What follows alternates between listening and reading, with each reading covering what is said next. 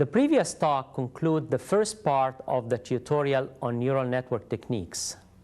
The second part will focus on the application of neural networks to power system problems. Let's start with an overview on various neural network applications for power system. This will be given by Professor Hiroyuki Mori from Meiji University in Japan. Dr. Mori is one of the pioneers in this field.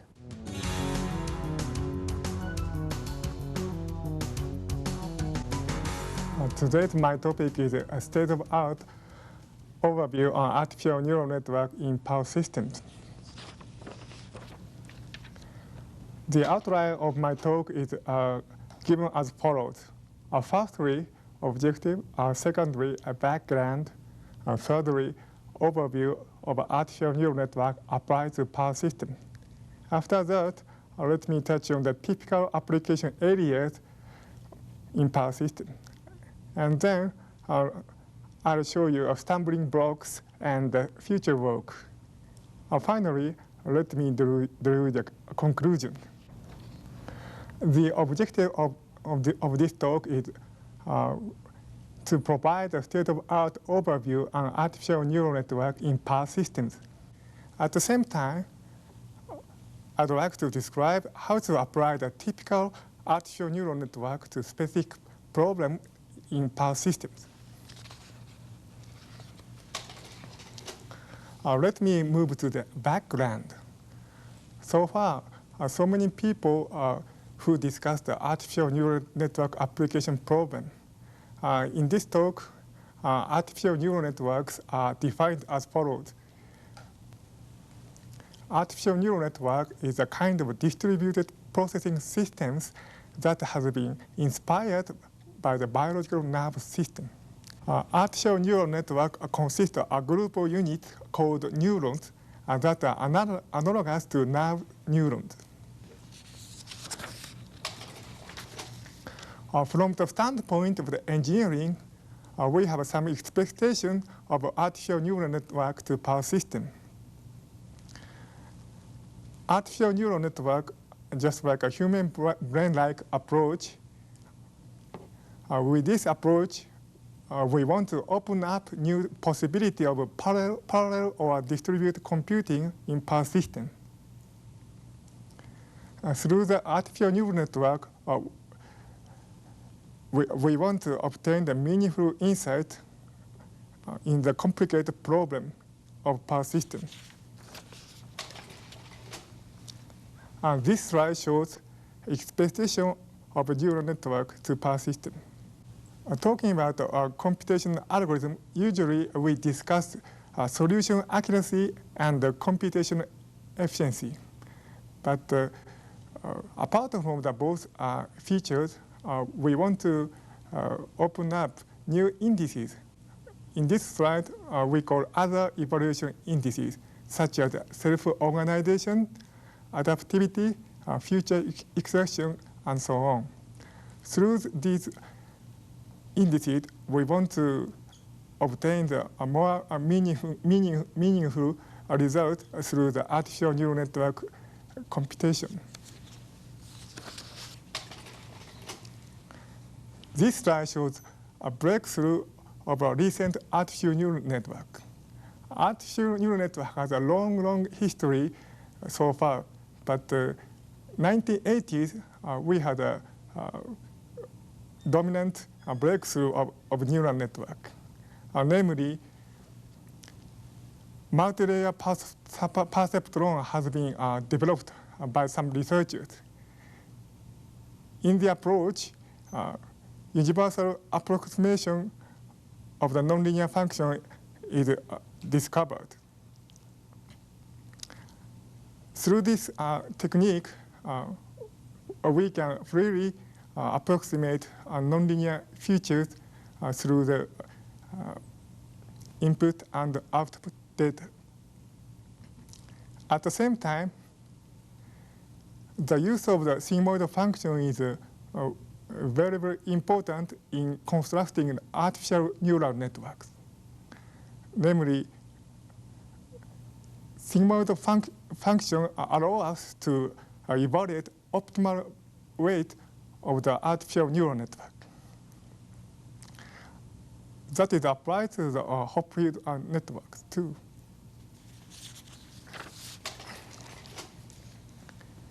This slide shows image of the characteristics of power system. Power system can be expressed as the following features. For example, nonlinear, large scale, dynamical, discrete, stochastic, random-like, quasi-periodical, time-variant parameters, nonlinear, and so on. Which means power system is a very, very complicated system.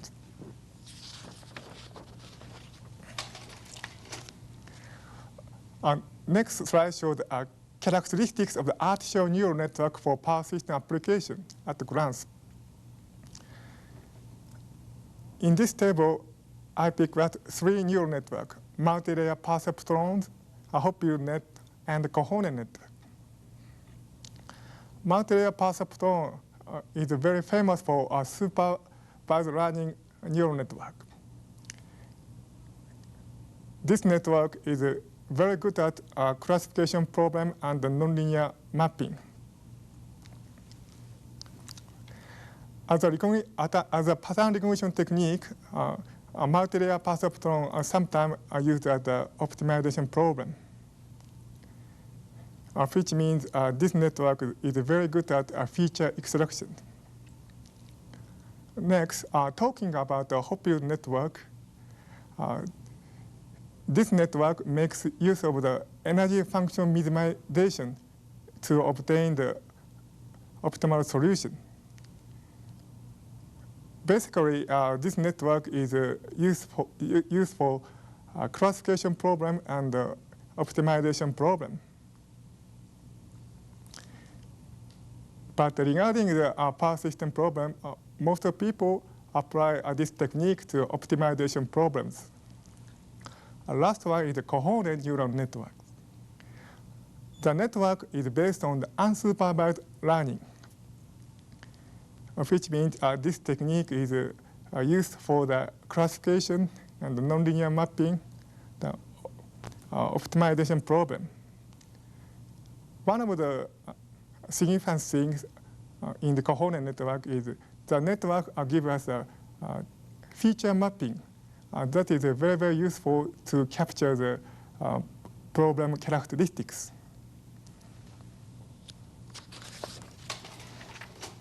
On this graph, you can see the multi-layer perceptron is a major neural network in power system.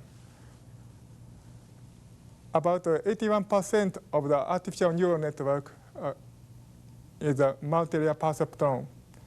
Talking about the Cojones and the Hopfield network, the Cojones network is 80%, about 80%. Hopfield network is about 5%.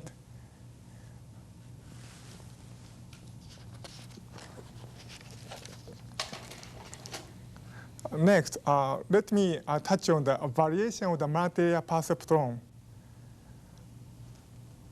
Usually, 3-layer perceptron is used in application neural network. Apart from the 3-layered neural network, there are another multi-layer perceptron variation.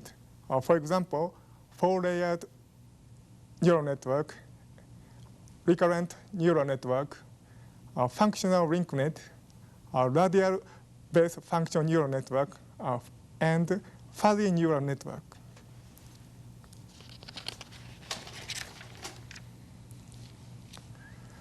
This slide shows a variation of the Hopfield neural network. As I said before, the Hopfield network is a kind of the combinatorial neural network. And based on this network, there are some other variations. Firstly, Boltzmann machine, and that apply the simulator annealing to Hopfield network. The next one, a Gaussian machine considers stochastic noise in the Hopfield network. The last one, a chaos neural network, expresses the noise as a chaotic nonlinearity.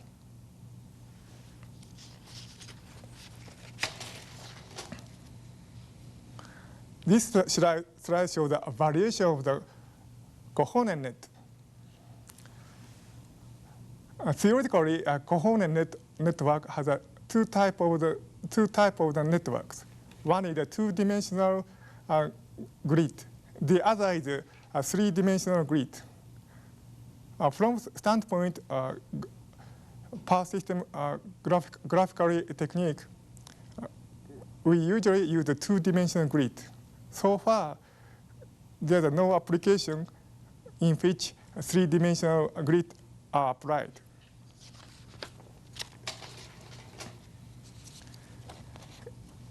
This slide shows a typical application area in power system. Planning, security assessment, control, analysis, protection, design. Among these applications,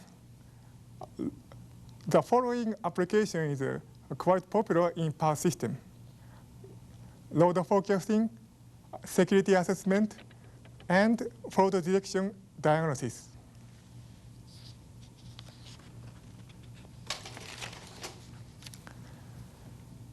This table shows the typical problem characteristics of load forecasting, security assessment, and fault detection. Looking at the load forecasting, usually it needs several input variables, and also output is one step ahead load.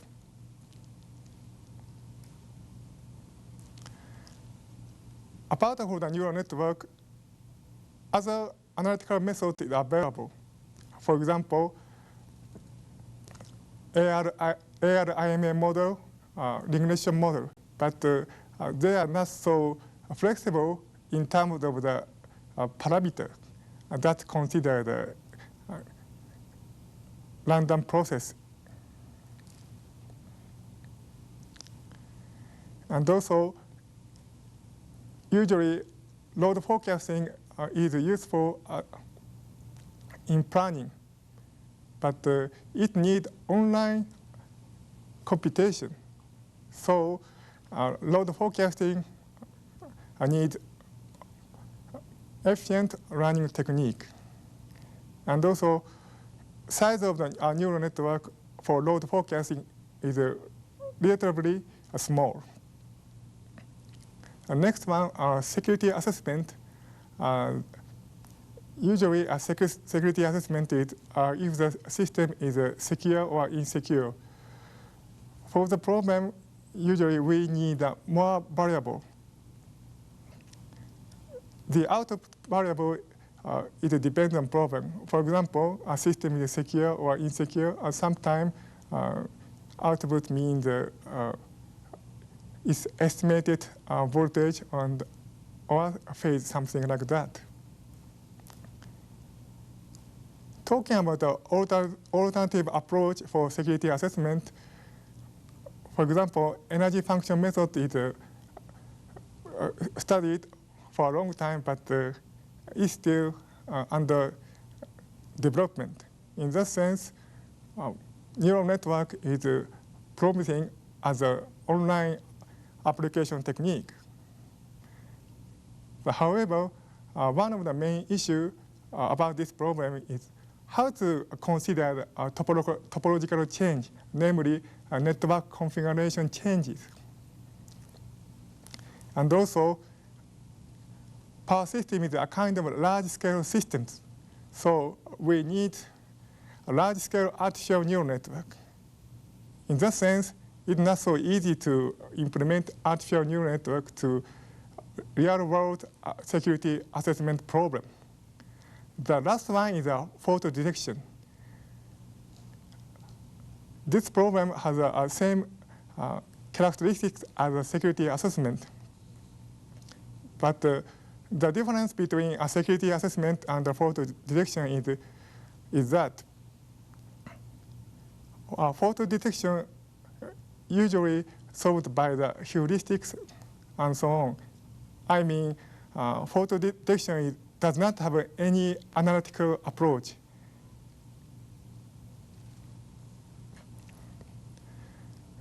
And also, this problem has some difficulty in considering a topological change. And also, it needs a large-scale artificial neural network.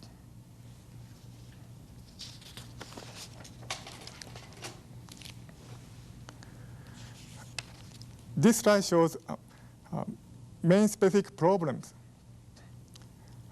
As I said before, load forecasting, security assessment, fault detection is a mainstream of the application of neural networks to power system. So you can see that half of the problem correspond to those three problems.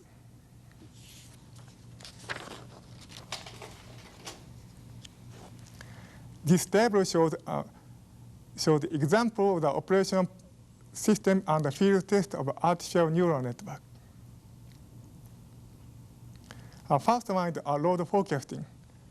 So far, some company already carried out operational system for load forecasting. For example, Pacific Gas and Electric in California, Florida International and Florida Power Light in Florida, University of Western Bohemia, Czechoslovakia, and South Methodist University and EPRI. In addition to the operational system, some company and university also carried out a field test. For example, University of Washington and the PGS Power Light and so on. Next one is alarm processing. Alarm processing usually means fault detection. In this area, some company and some university are doing this research. For example, Indian Institute of Science, Bangalore, India, did operational system for alarm processing. Since then, other company also same kind of research and operational system implementation. The last one is a control. The BC Hydro in Vancouver, Canada, tried to apply the artificial neural network to the reactive power control problem. Right now, the project is a field test stage.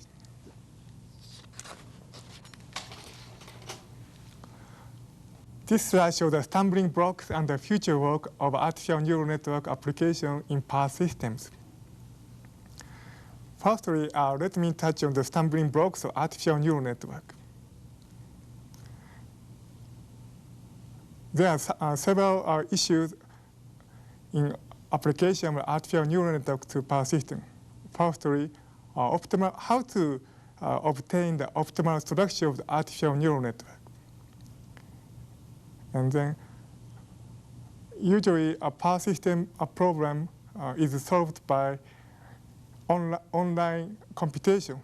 In that sense, we need an online efficient learning algorithm.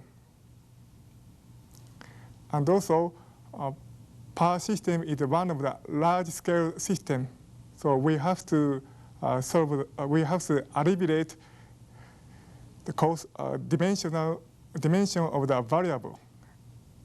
Namely, we need alleviation of the cost of dimension. And next, depending on the power system scheduling, power system network often change. So we need to consider the network topology change.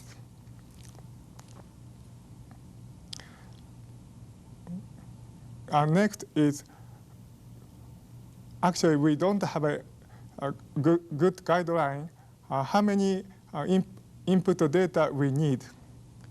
Therefore, we need some guideline for determining the necessary amount of the learning data. The last one is data normalization. So far, there are several techniques for data normalization, but the technique depends on the problems, which means we have to generalize data normalization.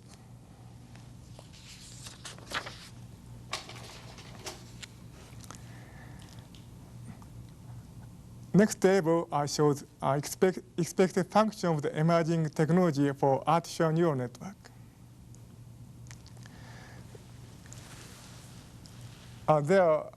There are several techniques that is related to the artificial neural network. For example, a fuzzy, chaos, artificial life, autonomous decentralized system, wavelet transform, expert system, and genetic algorithm. Each technology has some dominant function. Combining these new technology, we want to construct more advanced artificial neural network. For example, fuzzy neural networks, chaos neural networks,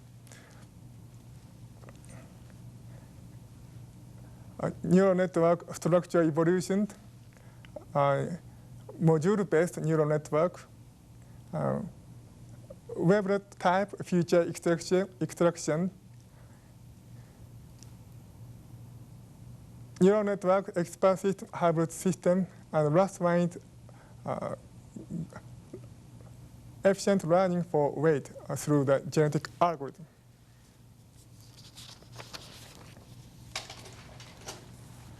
Now this slide shows the image of integration of the artificial neural net with the other emerging technology.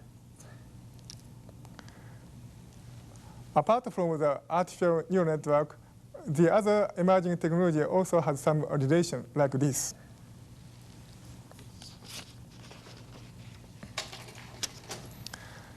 This slide shows a future work. It is a natural direction to make use of other emerging technology to overcome drawback of artificial neural network.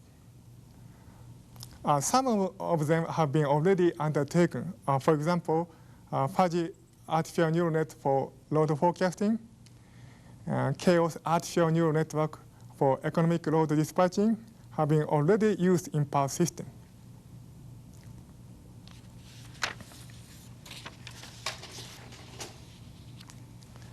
In conclusion, this talk provided a state-of-art overview on artificial neural network in power systems. We focused on the multi-layer perceptron, Hopfield network, and the coherent network as a typical artificial neural network. We have found that main artificial neural net application area are as follows: load forecasting, security assessment, fault detection, diagnosis. And finally, we described the future research direction.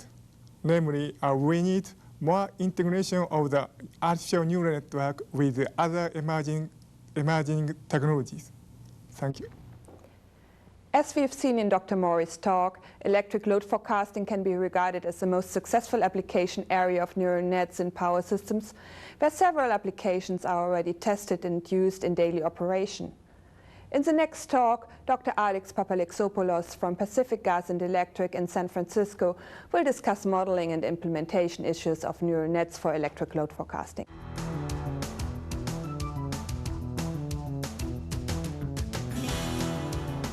Good afternoon, ladies and gentlemen. In this video, I'll attempt to share with you our experience in developing methodologies and software for solving the short-term system load forecasting problem for electric power utilities. The major components of a short-term system load forecasting system are as follows. We have a short-term forecasting model that accepts data from weather and load data from a database, also accepts forecasted weather data from a weather service bureau. Also, the model accepts data, various type of data from another database, and produces a forecast to help dispatchers schedule their power system. Also, data from the system load forecasting program are also fed to various other systems like AGC. Basically, we follow a standard process in developing a short-term system load forecasting model. There are some specific steps that developers follow. In step one, we assume a model. This model could be a model from statistics or a model from artificial neural networks, for example. Once we assume a model, we identify or update the model parameters. This is the second step. In step three, we test the performance of the model. If we are happy with the performance of the model, we accept the model. If we are not, we go back to step two and we update the parameters again. If this process, going back to step two, does not produce a satisfactory model, then we go back to step one and we assume another model. For example, another neural network or another statistical model, and we'll repeat the process. So once we are happy with the model performance, then we start using online the model. From time to time, we need to go back to update the model, taking into account the most updated information. So we go back to step two and we update the forecast. And this is basically the process that developers follow in developing a short-term system load forecasting model. At PG&E, we have followed a hybrid approach in developing short-term system load forecasting models to support the operations of the company. What I'll share with you today is basically the modeling approach, what models we have developed, the requirements from our users, and I'll show you some sample results from comparing various models, statistical models, and neural network models that we have developed at PG&E. Basically, we have developed at PG&E a powerful linear regression model, an artificial neural network model, an expert system-like model for modeling non-temperature weather variables. These are variables that we don't have an accurate way of forecasting. For example, humidity or cloud cover. For these variables, we need to develop other models for incorporating them into the model. And at PG&E, we have developed an expert system-like model to capture their impact on load forecast. This hybrid approach, in our opinion, minimizes the risk of developing accurate system load forecasting models. And at the present time, we use all these models simultaneously. Various technologies can be helpful to developers in developing short-term system load forecasting models. We view all these technologies as complementary. For example, in real-life problems, all of technologies should have a role to play in helping us solving various portions of a large-scale problem. Neural networks, for example, can augment our ability using statistical models to improve our forecasting capabilities. The same way expert systems can also help us in the same way. So at PG&E, we don't view these technologies as exclusive, but we view them as complementary, and all of them have a role to play. They are important in helping us solving complex problems like short-term system load forecasting problems. In particular, in this slide, I'll attempt to explain to you the differences between a statistical model and a neural network model. For example, xI's in this picture are basically the explanatory variables. A's are the coefficients, the parameters we use, and Y is the output to the regression model. So this is a simple regression model.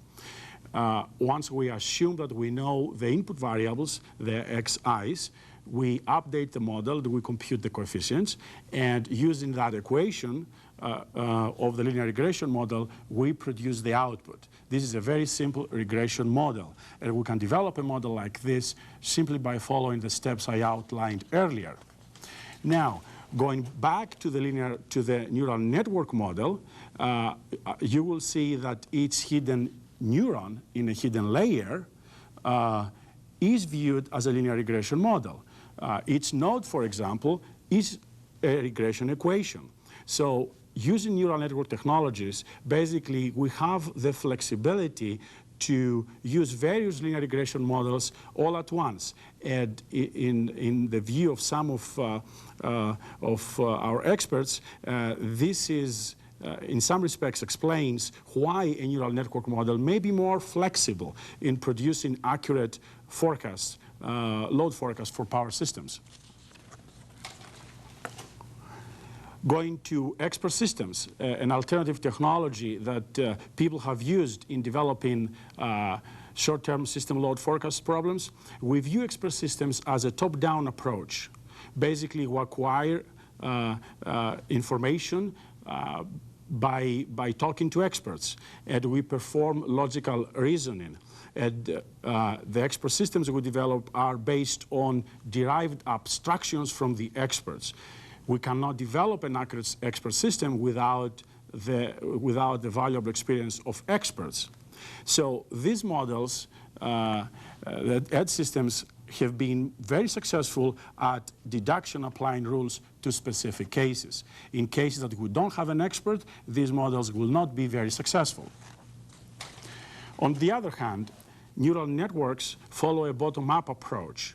Basically, we create components like neurons and connect them to mimic biological behavior. They are implemented through formulas. This is a numerical technique. We use basically domain expertise in selecting our data, our input variables, and I'll talk about that later, how we can do that. And these models are very successful at induction determining relationships based on many specific cases. So to develop successful neural networks, we need a lot of data. In the absence of data, we'll not be able to produce accurate neural networks. At PG&E, we have used very sophisticated modeling processes to analyze data and build complex relationships that exist between the load and the weather variables. For that purpose, we use exploratory data analysis, and we do that by employing sophisticated statistical packages. We do, for example, plots, three-dimensional plots. We also take into account physical considerations. For example, in updating the parameters for one day type, let's say Tuesday, we may consider to use the same parameters for another day type, let's say Wednesday. However, this may not be true for a very different day type like Saturday or Sunday. In building the model, the most important step is to select our variables. And for that, we need extensive experience and expertise, because if we miss some important variables, we may not be able to produce an accurate model independently of the methodology we choose. We also need to transform our input variables to manage to capture nonlinear relationships that exist between loads and temperatures, for example. Once we have chosen the input variables, the next step is to produce the coefficients. And for that, we need to do a parameter estimation.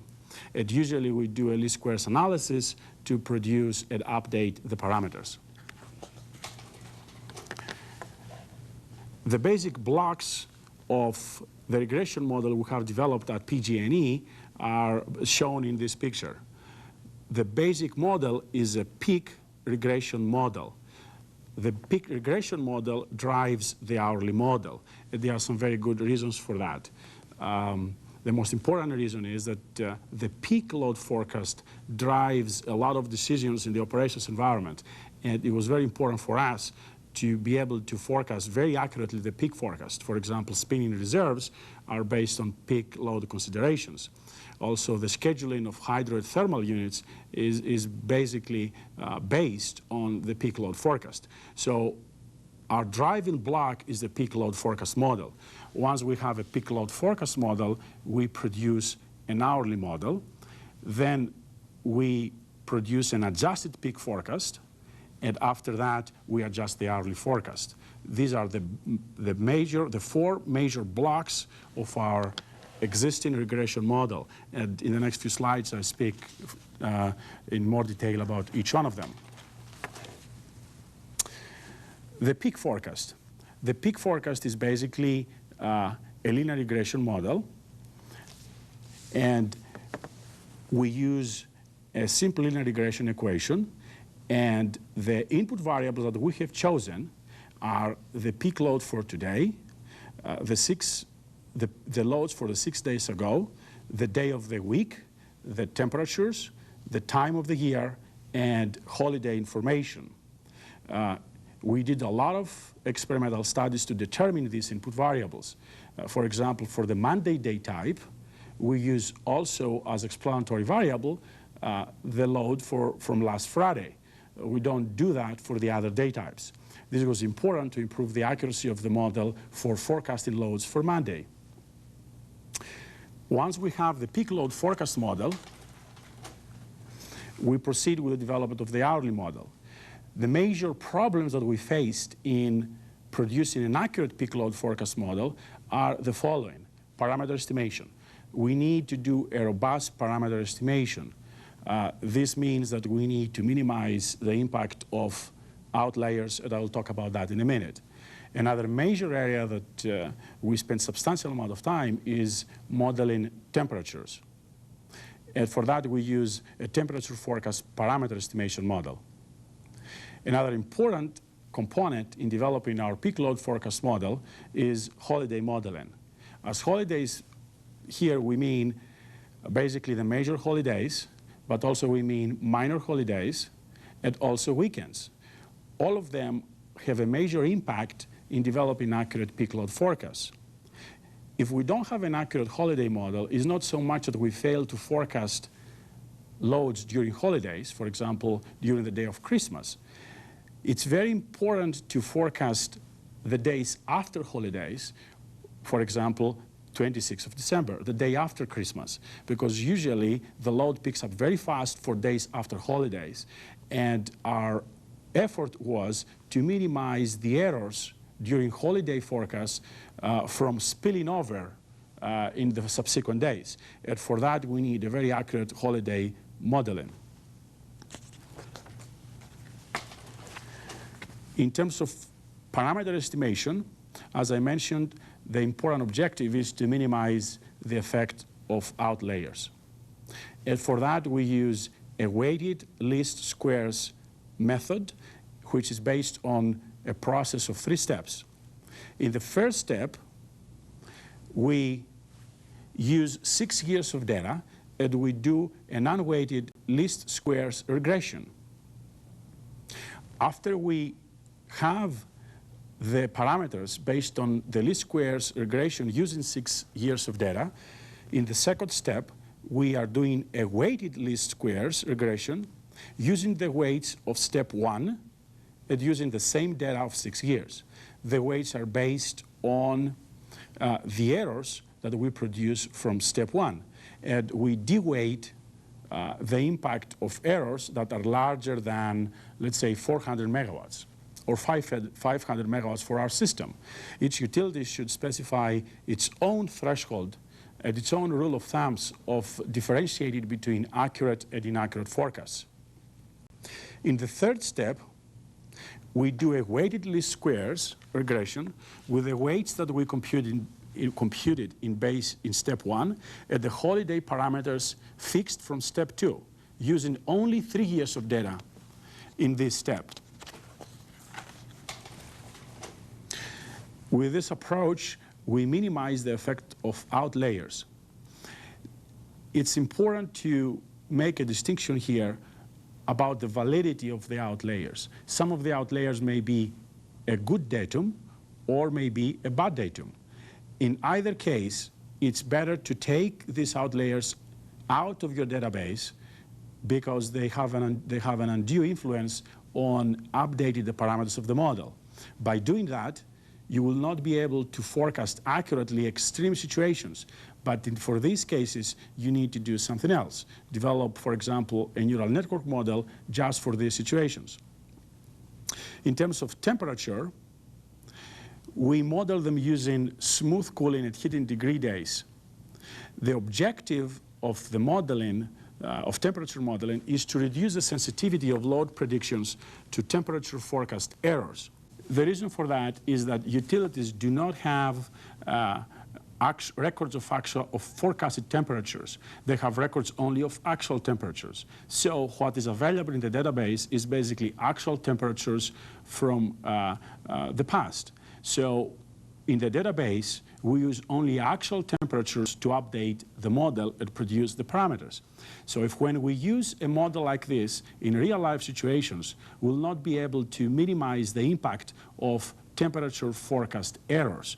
The weather forecasts, as they come into the dispatch office, have errors that sometimes have substantial errors.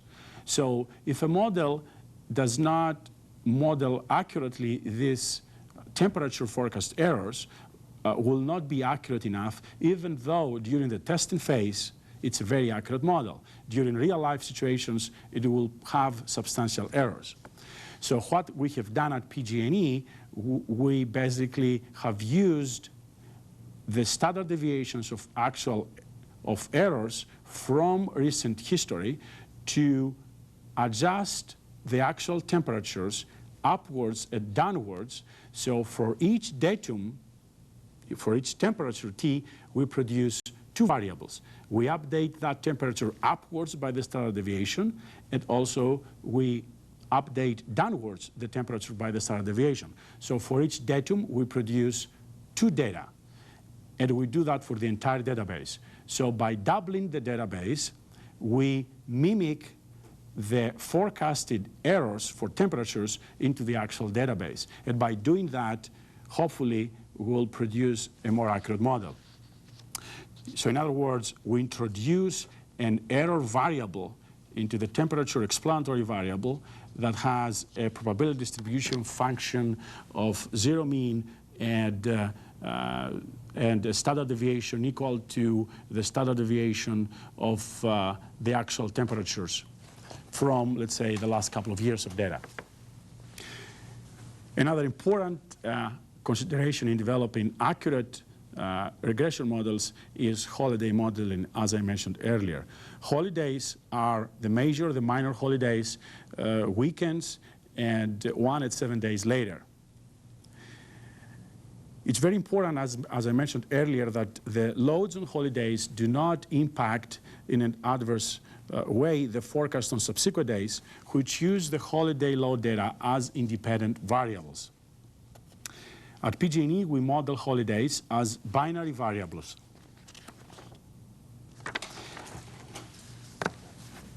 And for each binary variable, we compute the coefficients that are used to adjust the forecast for the same day in succeeding years.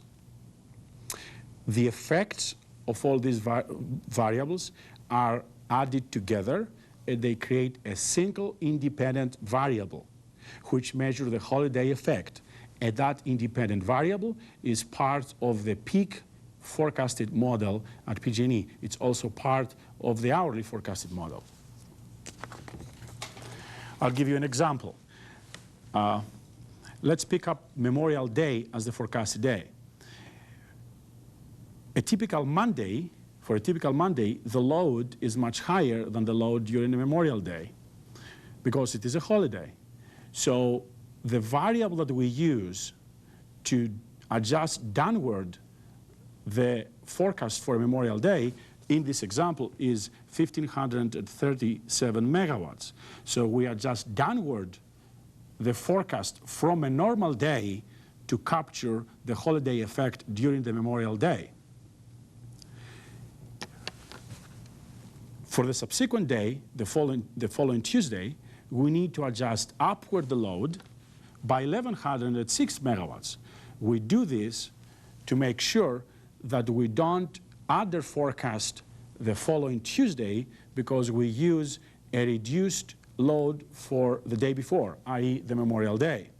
So for the following Tuesday, we need to adjust upwards the loads. And in this case, the coefficient based on the least squares estimation is 1106 megawatts.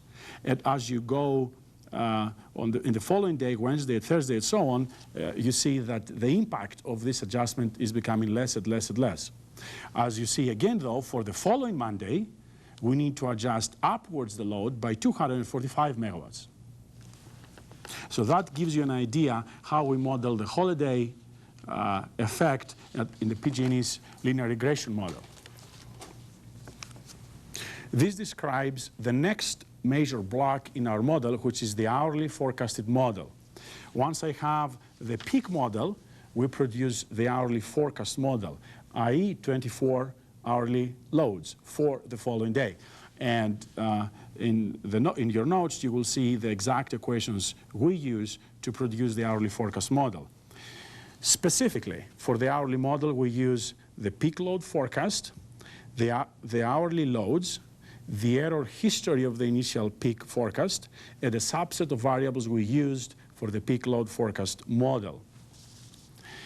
As I said, we pay our special emphasis on forecasting the peak load model that drives the hourly load model. This is a decision we've made because we think that the peak load model is driving basically major decisions in the systems operations environment. Once I have the hourly forecast model, then I go back and adjust the peak forecast. And for that, I use a very simple regression model that is shown in your slide. Basically, I get the average of the peak load forecast at the maximum of the hourly load forecast. The intercept in this equation is used to correct for the bias introduced by using the hourly maximum forecast. We also use the error for the day before from the peak load forecast. And by doing that, we make a correction based on the first order autocorrelation of errors from the initial peak forecast. Lastly, we use another term which is based on an exponential smooth term to adjust the forecast when there are errors on a consistent basis over the last few months.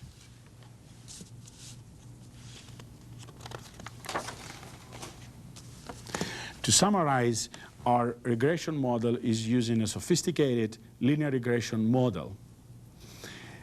To develop the model, we used flexible statistical packages to do exploratory data analysis and model building. It's a very accurate model, and for holidays, at special events, we use binary variables. We also paid a special attention in modeling weather and especially temperature.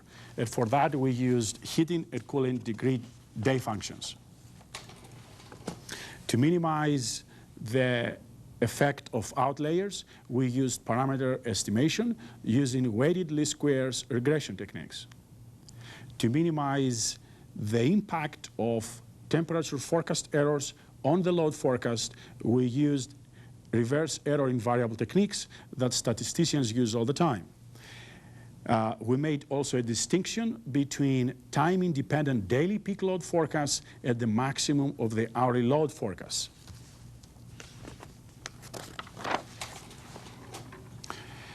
This model has been in operations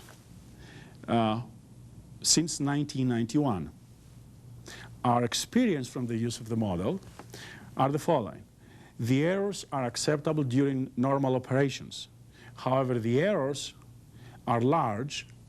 Large mean from 7 up to 1,500 megawatts during rapidly changing weather.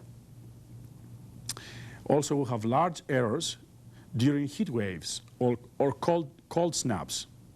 And also, many times we have large errors during special events. For example, during Super Bowl days. It's important to pay special attention in minimizing the errors during these special days, not so much because of the errors occurring during these days, but due to the fact that these errors spill over in subsequent days. As part of our efforts in improving our system load forecasting capability, we embarked on a major effort over the last several years to minimize or even eliminate the limitations of our regression model. And for that, we chose the neural network approach. At that time, there were many papers published in the literature that claimed that the neural network technology is a preferred technology of improving the forecasting capability. At the beginning, we were very skeptical, but nevertheless, we embarked down that path, and we managed to develop a model that turns out to be very accurate. And as you will see from the results I show you later, the results are very accurate, and the neural network model consistently outperforms the regression model. I need to mention at this point that when people talk about neural networks, they refer to different models. It's not such one neural network. There are various technologies, various methodologies, and in many cases, the neural networks do not perform well because of wrong implementation. So what is important is the implementation that developers use in developing a neural network model. The neural network model we developed has three types of input variables. First, it has seasonal variables to take into account the growth in very short term of the load. It has temperature input variables and historical hourly load variables.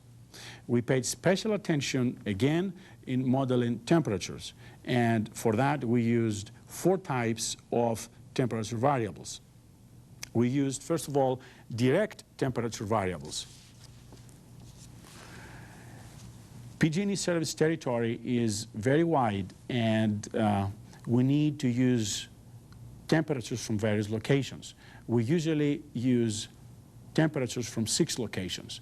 5 are in the valley, and 1 is in the coast. These temperatures capture the impact of temperature and weather on the load in an area level. And for that, we use the direct temperature variables. To capture the impact of temperatures on the load in a system level, we use the indirect temperature variables, who are basically the average of the maximum temperatures for today and the following day, the forecasted temperatures. These are the indirect temperature variables. In addition to that, we use temperature change variables. And I need to explain why we do that. The hidden neurons in a neural network usually operate in their active region. It's important to make sure in our design to have neural networks operate in the active region as opposed to the saturated region or to the non-activated region. If many hidden neurons are operating in their saturated area, the impact of input variables and input changes will not be captured efficiently and effectively in the output. So it's very important to capture the changes in input by operating the hidden neurons in the activated zone. When a neuron operates in an activated zone, pretty much captures the linear relationship between inputs and outputs, because that's a linear portion of their operation. So if I have a non-linear function to capture, for example, the relationship between loads and temperatures, it's important to use non-linear transformations in the input so I can help the neuron capture these complex relationships. And for that, we use temperature change variables. For example, we use the difference between the average of the maximum forecasted temperature and the maximum of the actual temperature as a temperature change variable, and also the square of that difference. And we do the square of that difference to capture that nonlinear relationship between loads and temperatures. Furthermore, we have identified that the model does not perform accurately in the very low or very high range of the temperature. When the temperatures are in the high range, let's say above 85 to 90 degrees, or are very low, then the model as exists today without the cooling or heating degree variables does not perform very well. Actually, it performs poorly. So we have developed cooling and heating degree day variables.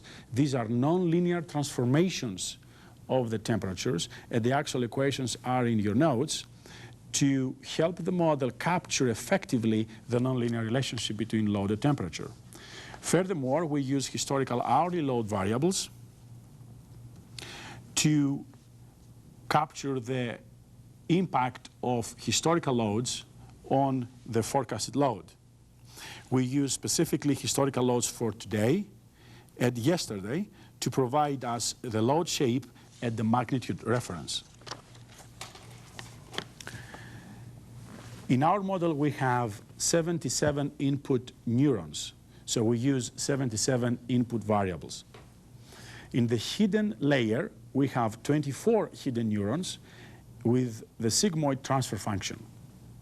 And in the output, we have 24 output neurons with a linear function, one for each hour. For training, we use 5 years of data to produce the weights. And at the end of the training, we have a set of parameters for each of the 7 day types.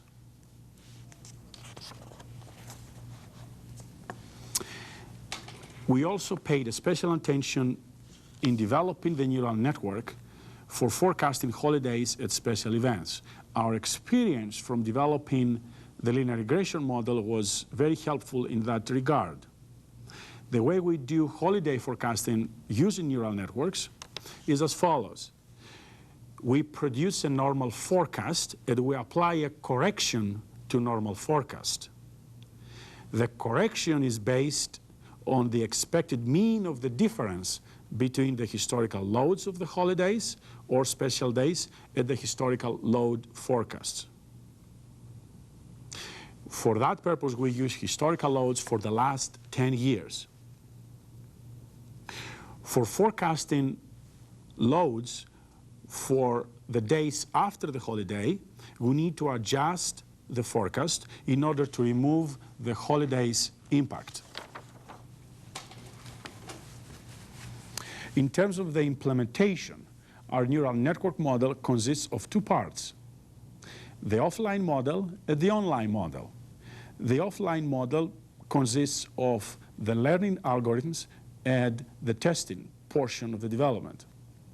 For that, we need to organize the data to produce the format we need for training the model and testing the programs. Once we have the offline model, we have 7 files, one for each day type. And each file contains the parameters for that day type. We pass these files to the online model that we use in real-time operations. The model runs on an HP workstation on a daily basis. Usually our users are forecasting the load for tomorrow at 9 a.m. They update the forecast during the day, depending on the weather changes, sometimes twice or 3 times a day, or in rare cases, 5 times a day. They also run the forecast for the following day before the end of the day, let's say at 5 o'clock p.m. In the following few slides, I'll show you some results from the comparison between our neural network model and the regression model. We have extensively tested the model and compared its performance with the linear regression model. Our experience from this testing is that the neural net consistently outperforms the existing system load forecasting program that is used in operations. In all cases, the error of the neural network model is less than 2%. In this slide, you see the results of the comparison for the 1991 peak load forecast.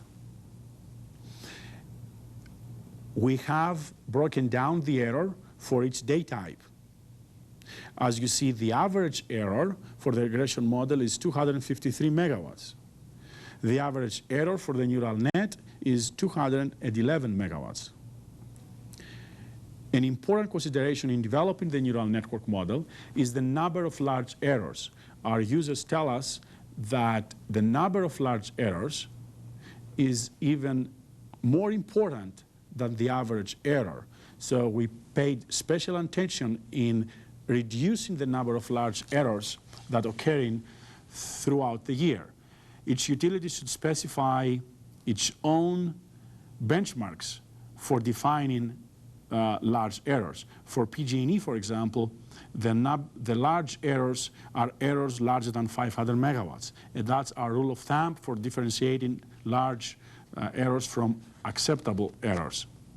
As you see, in this model, the neural network model produces 18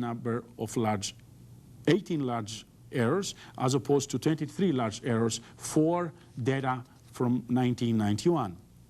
You may think that this is not a substantial improvement, but you need to keep in mind that a large error in a specific day translates to a large economic penalty for the company. Usually the company buys power in the spot market in these cases and at very high prices. So reducing the number of large errors has a big impact on the company.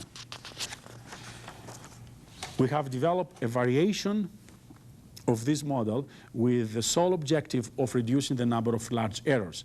And as you see here, in this example, we have managed to reduce the number of large errors from 23 to 12. This is a substantial improvement. Of course, this has occurred at the expense of the average error that has increased now to 223, but still is smaller than the error of the existing linear model.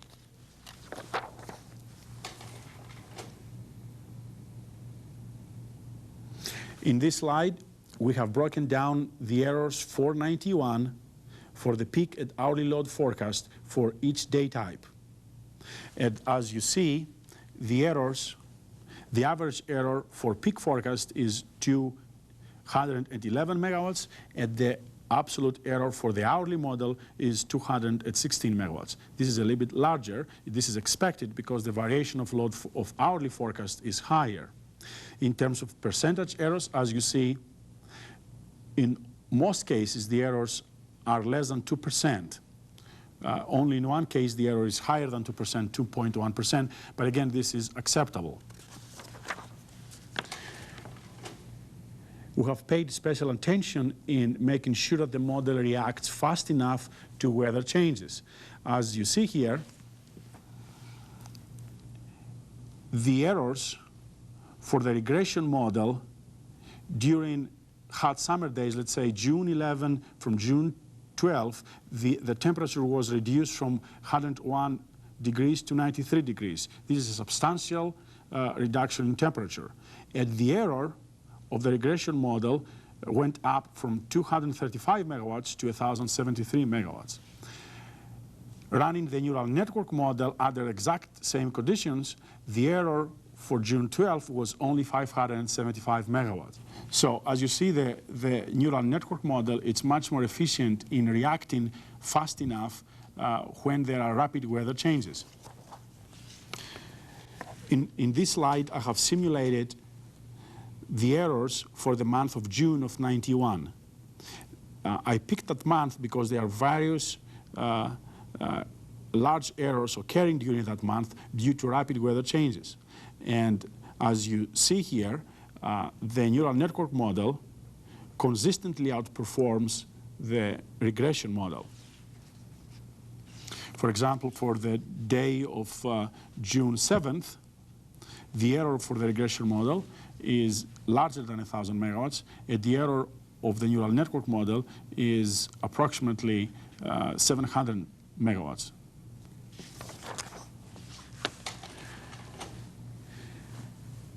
Using either model, it's very difficult to capture the impact of extreme weather conditions. For example, it's very difficult to capture the impact of heat waves, cold spells, cloud cover, humidity, and so on. For that, we have developed a post-processing program to generate a new forecast based on the original forecast that comes out of the regression model or the neural network model. These rules are developed based on the input of our users in an expert system type program that models the non-temperature weather variables. When the forecast is updated, adjusted upwards or downwards, is passed to the dispatchers, and the dispatchers do not see the original forecast. So that process is transparent to the user. Based on our experience in developing neural network models for solving the short-term system load forecasting problem, we have come to realization that to develop accurate neural network models, we need to have a thorough understanding of the domain of the problem we're trying to solve. We need to exploit effectively the domain knowledge. We need an appropriate representation, and we need to select our input variables as effectively as possible. It's very important also to develop an appropriate architecture for the specific application. It's very important to make sure that we choose the right application. Neural network models are not effective for all problems. Based on our experience, it's fair to say that the neural computing has been proven to be a promising technology for processing data that have complex input-output relationships. It's very important to note that the development cycle, and as a result, the development cost for developing a neural network is much smaller compared to the development cycle in developing statistical models. And this is very important when we want to reduce the development cost. Forecasting is an ideal application for neural computing. We have proven that neural computing has produced better results for special events and also for rapid weather changes. In general, neural computing can be used for several applications. It's very important, however, not to go blindly at applying neural networks in all areas. The success will require the effective exploitation of domain knowledge and the neural net computing capabilities. In terms of future work, it's very important to note that there are also major limitations in applying this technology to power system problems. The major obstacle is in the design. There is no theoretical foundation in developing a coherent, optimal design for neural networks. Basically, many people treat the neural networks as a black box. We need to move away from that. We need to use better techniques in developing an optimal design. The optimal selection of input variables is also a major problem. We have been successful in applying this technology to the short-term system load forecasting problem because we are very familiar with the load forecasting problem. But if we try to apply this technology to other problems, our success is not guaranteed.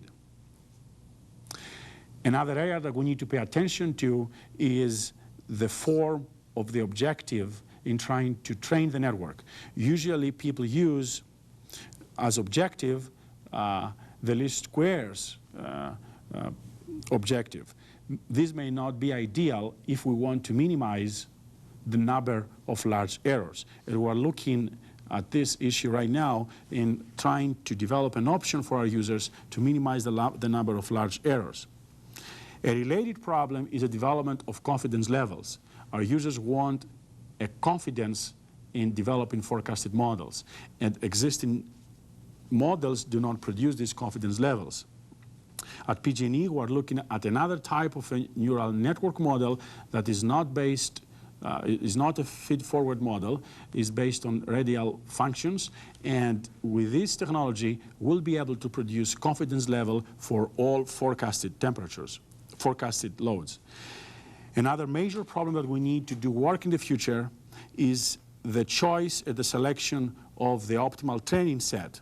It's very important to choose the right data to train the network and produce the optimal weights. Furthermore, for areas where there is climatic diversity, it is important to produce forecast in an area level. What I showed you today, it's basically forecasting a system level. What we're doing now at PG&E is developing area load forecast for specific areas. These are some of the areas we need to do additional work to improve our load forecasting capability. I'll close by saying that the system load forecasting problem is a critically important application. It will be even more important in the new world of direct access to the retail wheeling. As we move toward competition, load forecasting will be even more important in scheduling applications and in optimizing the resource portfolio of our generation. The technology will play a key role, and neural networks have an important role to play, of course. But we think that we need better weather forecasts, and we also want to make sure that the models will not substitute the human operators. Human judgment will also play a key role. So based on our experience, we'll conclude by saying that the next success story for neural computing is the power systems. The time has come to use neural computing in power systems. Thank you.